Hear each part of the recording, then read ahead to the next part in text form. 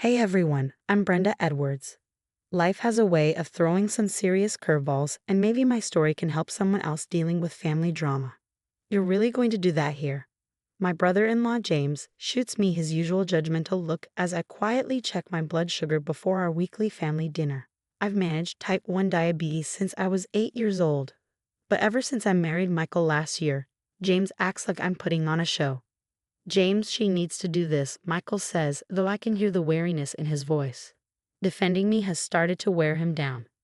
I just think it's a bit dramatic. My friend's cousin has diabetes, and she manages just fine without making it everyone's problem. James mutters. I focus on adjusting my insulin pump, biting my tongue. After 10 years in marketing management, I've learned which battles to pick. My sister Emma gets it though. She texted me earlier. Need backup at the Peterson Circus tonight. Well, Brenda dear, my mother-in-law, Diana, smiles with that sugary tone that grates my nerves. Have you tried those natural remedies I sent you? My yoga instructor swears by them. Maybe if you worked harder on your diet. Mom, the doctor said. Michael begins, but James cuts him off, waving dismissively. His latest business venture tanked, but somehow he's an expert on everything. Doctors are all in Big Pharma's pocket. Brenda's young. She should be able to control this with lifestyle changes. And speaking of lifestyle, Diana chimes in. When are you two planning to give me grandchildren? I'm concerned about Brenda's condition. Beside me, I feel Michael tense. We're focusing on our careers right now, Mom. Later that night, Emma calls. How bad was it? The usual. James basically called me a drug addict, and Diana's worried my defective genes might taint her grandchildren. What did Michael say? I sigh, glancing at our bedroom door where I can hear Michael talking to his mom on the phone. He's trying, but I don't know him. Last month, he actually asked if I could do my injections in private. Apparently, it makes his family uncomfortable. That's messed up, sis. This isn't normal. They don't get to question your literal medical condition. Family doesn't mean they can treat you like this. Emma's voice is firm. James is just bitter because he can't keep a business running for 6 months, and Diana's been enabling his garbage behavior since forever. I hear Michael wrapping up his call. I've got to go. Thanks for being my sanity check. Always here for you, sis, and Brenda, don't let them make you doubt yourself. You've handled this disease like a boss for 20 years. They don't get to rewrite that story. As I hang up, Michael comes in, looking troubled. Mom thinks we should come over more. She says we're becoming distant. I close my eyes and take a deep breath. Sometimes I wonder if this is what family should feel like, constantly defending yourself against people who should support you. Hey sis, I call Emma the next day. Something feels off. My sugar readings have been all over the place this week. What do you mean? Her concern comes through loud and clear. Ever since James started coming over to check in while Michael's at his conference, things feel weird. Yesterday, my sugar spiked to 300, even after my usual dose. He's been coming over. Emma sounds alarmed. Yeah, claims he's checking in since there have been break-ins nearby. Michael even gave him a spare key. I add, security's coming to install cameras today. Later that week, I'm struggling to stay conscious at my desk. My vision blurs, my thoughts muddle.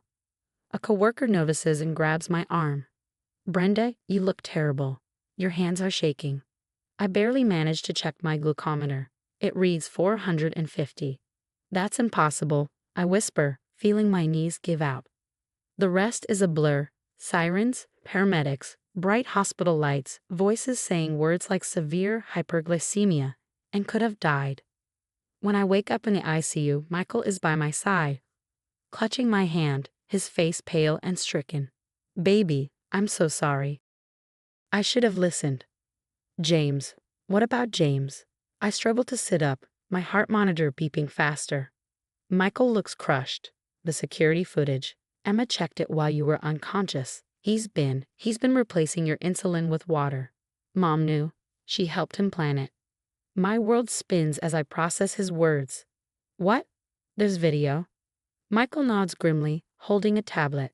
He presses play, and the footage is unmistakable. James sneaking into our house, tampering with my insulin cartridges. In another clip, he's talking to Diana in our kitchen. She needs to learn, Diana says. Michael's too blinded by her act to see what she's doing to this family. James chuckles darkly. Don't worry, Mom. A few days without her precious insulin, and everyone will see she's been exaggerating this whole time. Michael's hands shake as he turns off the video. I've already called the police. They're reviewing everything. I'm done with them, Brenda. I chose them over you so many times, but I'm done. They could have killed you. I'm too exhausted to cry, too drained to feel angry, but watching Michael finally confront the truth about his family lifts a weight off my chest. The doctor said if Emma hadn't called when she did. I know, Michael whispers, anguish on his face. I'll never forgive myself for not seeing it sooner, for doubting you. You could have died because I was too weak to stand up to them. Just then, a detective enters, his expression grave. Ms. Edwards, during our investigation, something concerning came up in Mr. Peterson's background check. Emma leans forward, alarmed. What kind of something? Several complaints from former business partners, the detective explains. Accusations of sabotage, fraud. That tracks, Michael mutters. Anyone in his circle who succeeded suddenly had accidents, lost key files, or dealt with corrupted equipment. It was always suspicious, but no one could prove anything. My phone buzzes with a message from James's former business partner. Heard what happened. He did the same to me. Sabotaged my car brakes after I refused to sign over my shares. I have proof this time. Emma shows me her own findings. Brenda, look at these bank statements, she says, flipping through account records she managed to pull. Transfers of hundreds of thousands, all going to James' failed ventures. Michael's face crumples. Our dad has dementia. Mom has power of attorney, but she's been helping James siphon money from his own father's accounts. Just then, a nurse peeks in. Ms. Edwards, James Peterson is here. He says he needs to apologize. No, my voice is stronger than I feel. I don't want to see him. But it's too late. James pushes past the nurse, his eyes red and frantic. Brenda, please. I never meant. I just wanted to prove. Prove what? I snap, the fury breaking through my exhaustion. That I'm faking. Congratulations, you nearly killed me. You don't understand. Mom convinced me that. Get out, Michael says, standing between us, his voice ice cold. Out before I call security. Come on, Mike, we're family. Family? Michael's voice cracks. You tried to murder my wife, and now I find out you've been stealing from Dad? Mom's been covering up for you this whole time. It wasn't stealing. Dad would have wanted to help me succeed. Emma scoffs. Like you helped all your business partners succeed. James's face shifts and the familiar sneer returns. Little Miss Success Story, he snarls at me. You have no idea what it's like to fail, to watch everyone else succeed while you're stuck. So yeah, maybe I tried to knock you down a peg. To eliminate the competition, I asked, disgusted, starting with your own father? Everything I did for this family, James hisses. No, Michael says quietly, heartbreak written across his face. Everything you did for yourself, and Mom enabled it all. But it's over now, the police have the footage, the bank records, everything.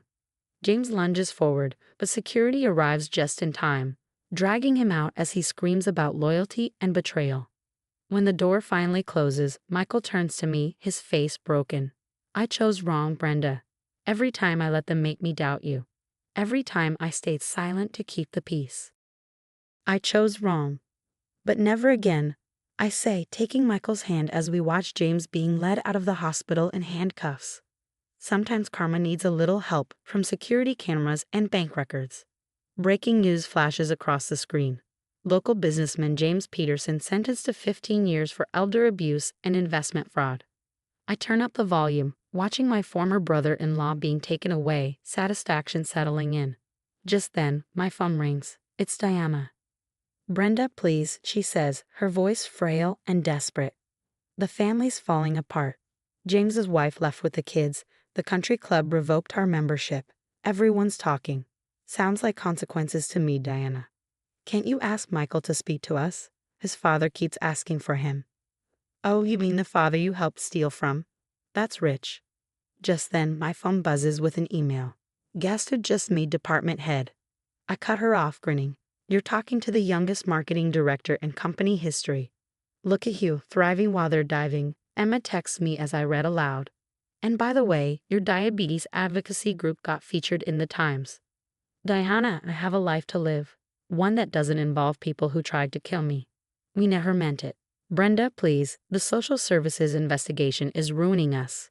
Can't you just tell them it was a misunderstanding? Of like how James misunderstood his way into his father's bank account? Or how you misunderstood all those forged signatures. Here's the thing, Diana. Family should forgive, but family shouldn't try to murder each other. Goodbye. I hang up just as Michael pulls up to pick me up for dinner. He hasn't spoken to his family since the hospital. That was his choice, not mine.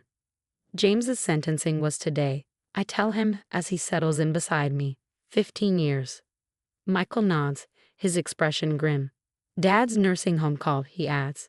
He's doing better now that he's away from them. Actually remembering things. Funny how that happens when people aren't drugging you to steal your money. My phone buzzes again.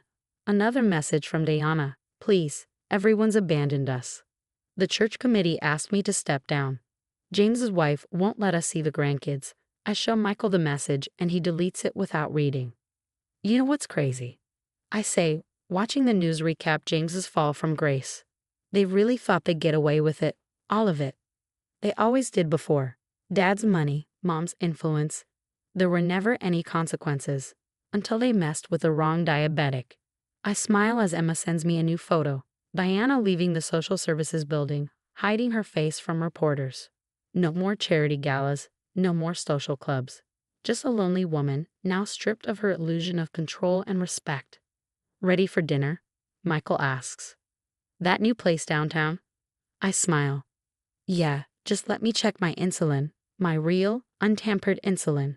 As we leave, I glance at the news one last time. James in handcuffs, Diana in disgrace, their victims finally getting justice. And me? I'm not just surviving. I'm thriving. Sometimes the best revenge isn't what you do to toxic people. It's living your best life while karma does the heavy lifting. So, what would you do if you discovered your own family had been gaslighting you about your health? Would you press charges immediately, or would you gather evidence first, like I did? And here's something to consider.